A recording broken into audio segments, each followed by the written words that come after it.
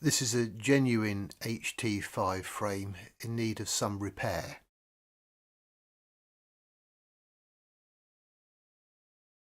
This is the headstock. It's a BSA headstock. It takes the B series headstock bearings.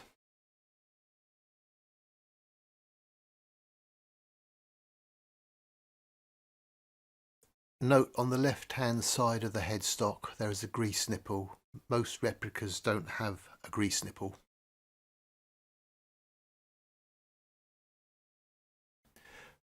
The frame is manual metal arc welded. None of the original frames were bronze welded.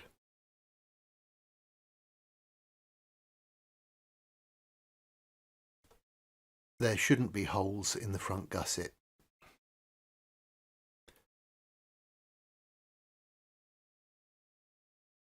That is the original tank mount on the front gussets with its support underneath. This stops the tank from panting.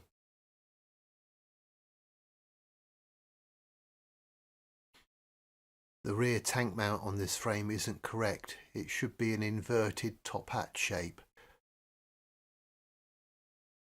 This is the seat pivot hole for the sprung saddle.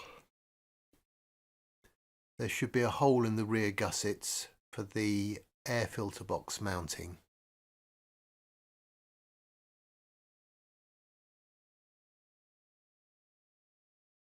The rear mudguard mounting bracket shouldn't be perforated like this. It should just have a single hole in the top and bottom.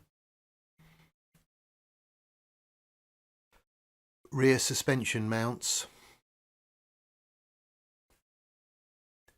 and the rear stay mounts. Where I'm pointing to, there should be a bracket for the sprung saddle spring mounts.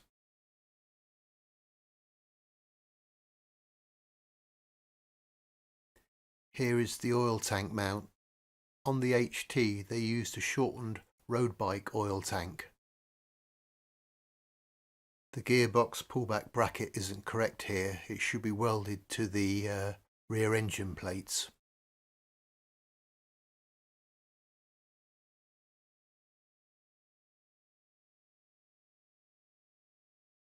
We shouldn't have tubes sticking out from the swinging arm box. This is someone's attempt for footrest hangers.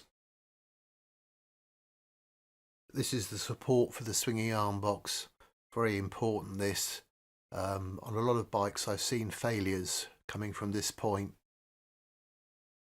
It's taking the load of the swinging arm and the chain tension, and if you've got footrests hanging from the box, the weight of the rider.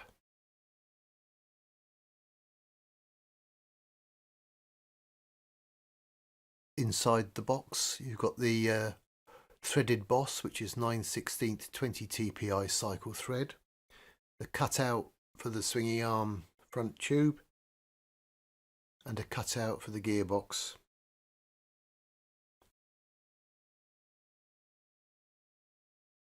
All the gussets have got a return on them, which helps give the frame some stiffness.